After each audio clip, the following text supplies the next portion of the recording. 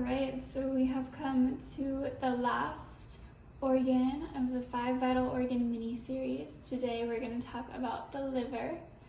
And I thank you for joining me in discovering your 5 vital organs and just taking this time to honor and tune into the internal environment of your body and learning some ways that it reflects the external world around us and ways that we can nurture and protect these organs that are giving us life and providing us with this beautiful experience of being a human on the earth. So the liver, I'm excited to dive into this one because it is often what I start with when I start to work with someone. We usually focus on the digestive system and the liver being the root of potentially their symptoms and different health complaints. So it's always an important place to start, make sure the liver is functioning properly, and then add some layers from there. And we'll talk a little bit about why focusing on the liver is so important and why there's so much liver damage and liver issues in today's modern world. So we'll start with the anatomy and physiology about the liver, and then we'll move into the energetic rulerships, and then of course I've got quite a bit of things that we can work on to nourish our liver and take care of our liver that I'll share at the end. So the liver is the second heaviest organ in our body. So the heaviest organ in our body is actually the skin. We consider the skin an organ. And then the liver is the, I guess you could say, heaviest internal organ. So it's 3 pounds. And it sits right below our rib cage on the right side and kind of beneath the diaphragm there. So kind of like what we did with the kidneys, you can kind of feel for the bottom of your rib cage. And then imagine that on the right side, sitting below your rib cage and a little bit deeper, is this 3-pound meaty organ that we call your liver. The liver is the root of our metabolism. So metabolism being the process of breaking things down and building things up. And the best way to really understand this, and the way that I was taught when I was first learning anatomy and physiology in nursing school, is to compare the liver to a postal warehouse. So imagine that everything that we put into our body is in the form of a package. And when it gets to the liver has to unpack this truck full of packages, first of all, and then open the packages, make sure everything's in the right places, and see who it's written to, and then maybe reorganize things, repackage them, and then send them out to various trucks that take them to the different places in our body where they can be used. And then maybe getting rid of anything dangerous that's found in those packages as well, and making sure that they don't go to the recipients. So this is the digestive function of our liver. This is how our liver is supporting our digestion and also supporting our hormones and ability to nurture and nourish the cells of our body. When something harmful reaches the liver, so like I said, if they find something dangerous in the packages and they get rid of it, the same idea with our liver. So when we have any type of toxin or harmful substance that enters our body, the liver works as a detoxification center and gets rid of that toxin, pulls it out, and finds a path to eliminate it through. So one of the ways it does this is it pulls it out and it puts it into the bloodstream, where it will move to the kidneys. And if you remember from our last episode, the kidneys filter the blood. So if there's a toxin in the blood, the kidneys are going to pull that out and they're going to excrete it through the urine. If the liver doesn't send the toxin into the blood, then it might choose instead to use the bile as a way to bring that harmful substance down into the intestines, and then for us to poop it out, for it to go into our stool. And so our two elimination pathways, our urine and our stool, are both touched by the liver. So the liver is what is taking out those harmful substances so that we can eliminate them.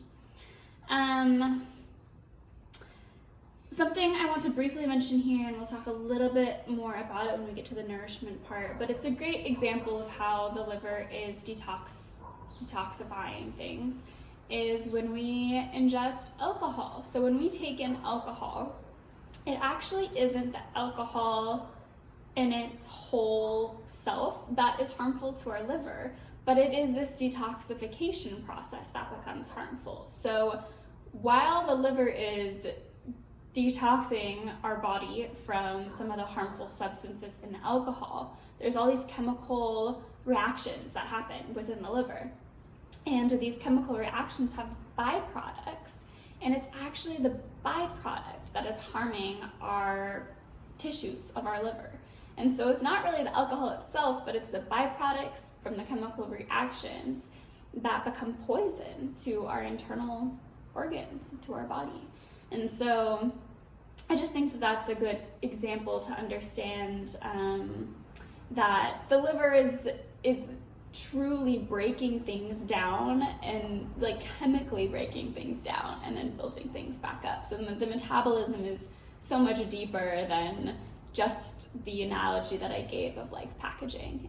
It goes really deep into this microscopic level of chemical reactions, and sometimes this can harm us.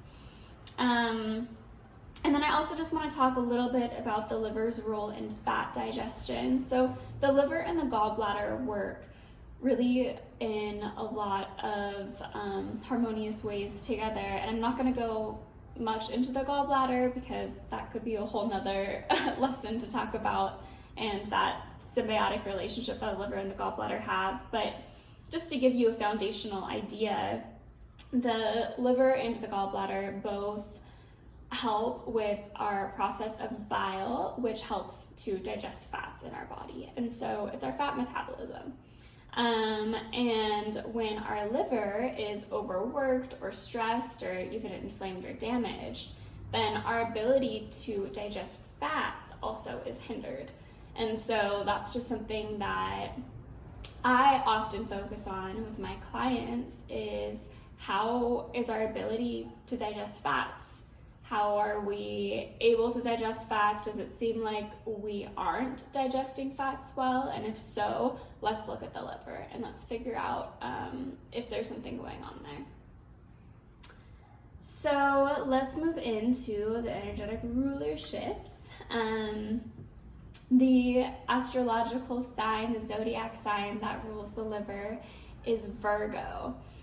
And this makes so much sense because the Virgo person is very organized and likes structure and is quite punctual and task driven, and a good working liver works this way. So back to that analogy of the postal warehouse, everything is organized, it has its places, it's building things and creating things, and following this like very organized method, just like a Virgo would.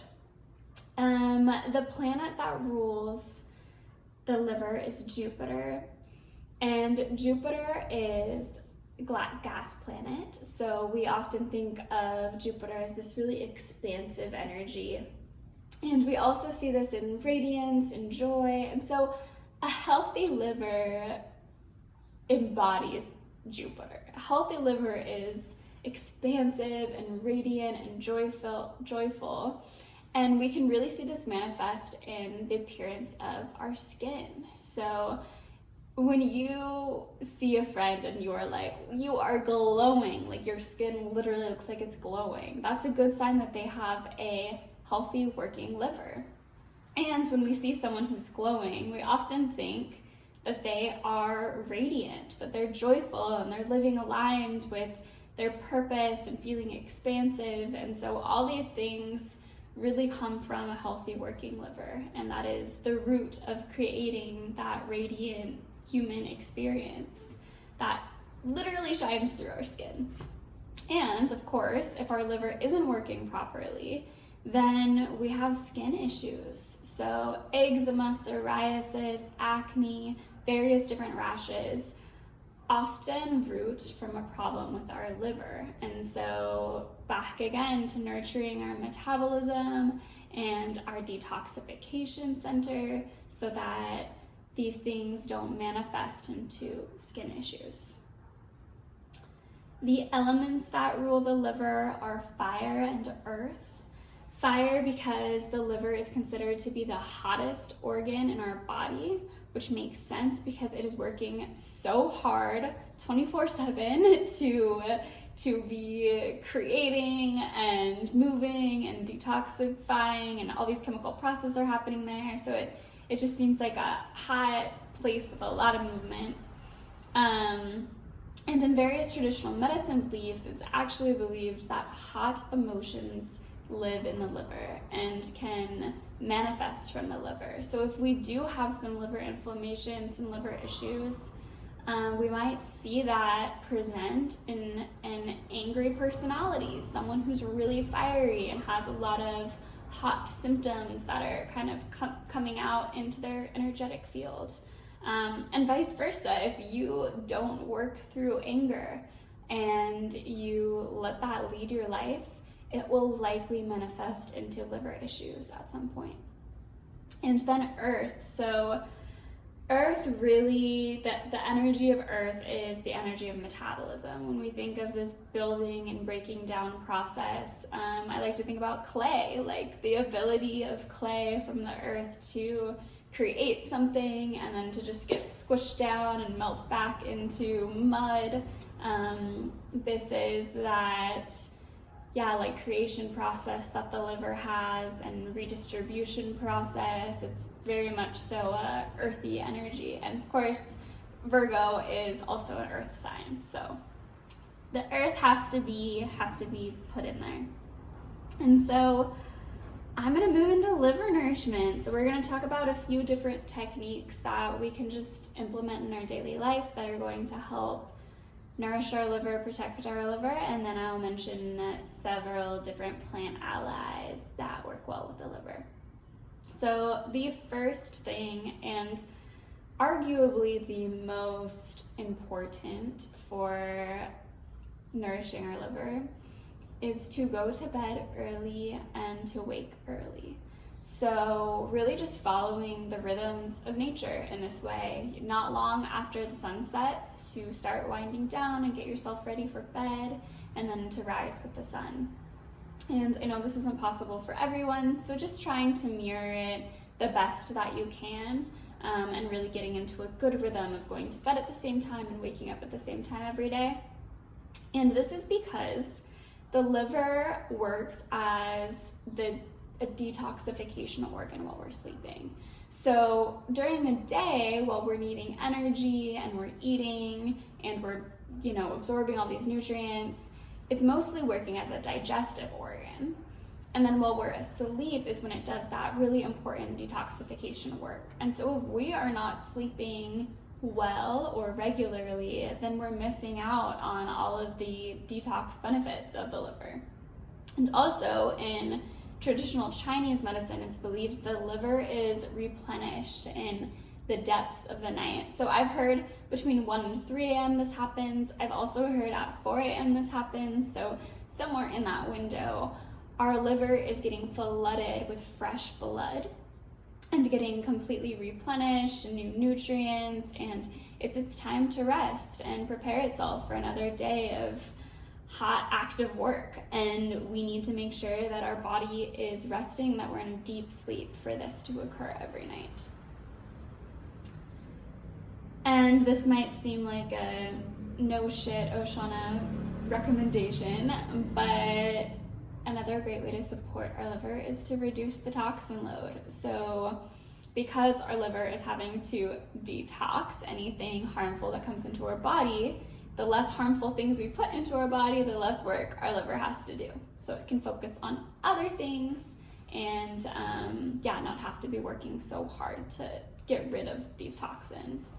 So first and foremost, to reduce and ideally eliminate alcohol. And that is really because of that byproduct that's created in that chemical process that damages our liver. So every time we drink alcohol, there is a little chem lab happening in our liver that is creating these chemical explosions of poison that is then harming the tissues of our liver.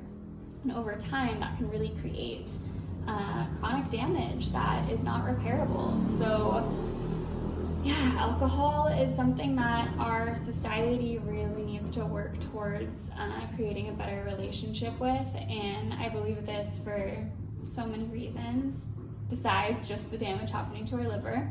But it's something that I think a lot of us can really try to be conscious of reducing our intake of.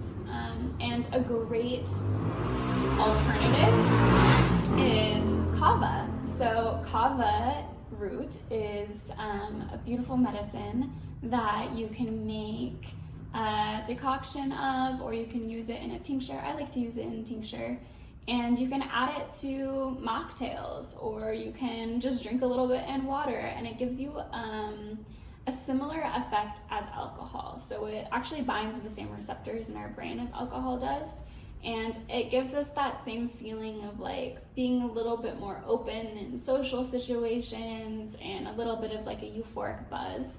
And it's a great way to get off of alcohol. So if you have become dependent on alcohol for social situations, or it's just hard for you not to participate when you are out and about, then bringing kava as an alternative can be really great. And also as just like a wind down, like if you were finished work and you just really want a beer, to make yourself a little kava beverage instead, and you'll get that same effect. And then we want to really focus on healthy oils in our diet. So we want to avoid the harmful oils and make sure that we're getting enough healthy oils. So what are these? Harmful oils are anything that is typically used to deep fry foods. So vegetable oils, safflower oil, sunflower oil, canola oil are all often rancid and can be really harmful to our body and our liver. And instead, we want to cook with olive oil or avocado oil, or even coconut oil can be a good alternative. And also, fish oils are really beautiful and helpful for lubricating our insides. And so cod liver oil, high quality cod liver oil, is my top recommendation. But also taking any type of fish oil, as long as it's high quality, because fish oil can be rancid. So you really want to do some research, and finding a good quality fish oil can be helpful.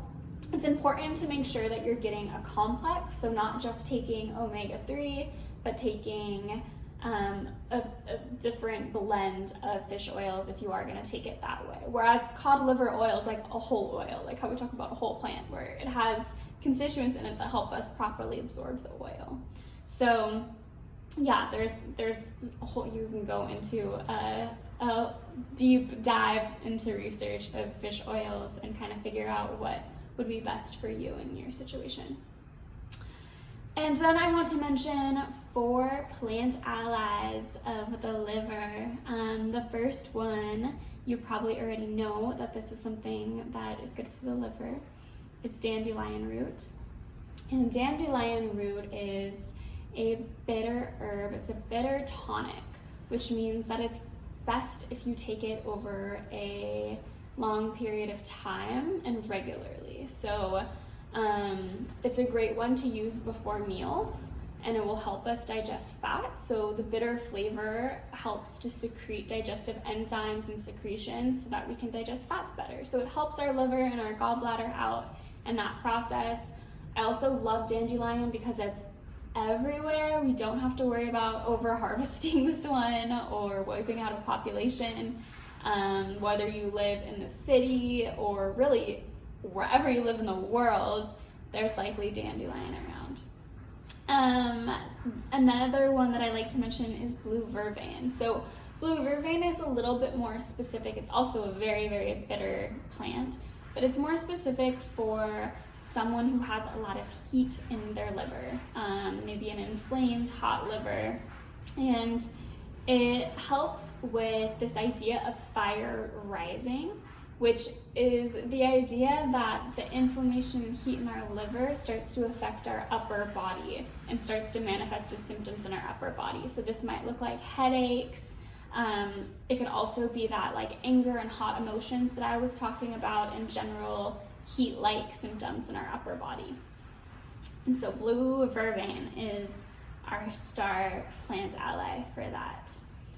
And then there's two herbs I want to talk about that are very restorative and protective for the liver. The first one is milk thistle. And milk thistle is a really great one to use if you are weaning off alcohol or a pharmaceutical drug that maybe was harming your liver because your liver was having to detox and get rid of all the harmful substances attached to that medication.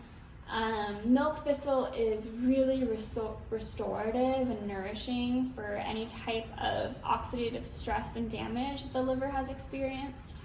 So it's a really good one to take if you're feeling like your liver needs some extra support. And another one, also a quite bitter herb, is yellow dock. Yellow dock is high in a plant compound called glycoside.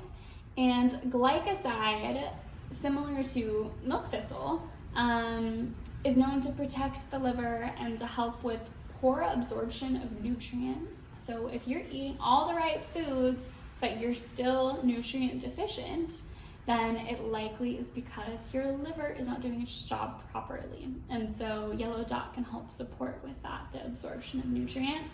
And it also helps to increase the production of bile, which helps with our elimination of waste products. So yeah, milk thistle and yellow dock both are very supportive in restoring the function of the liver.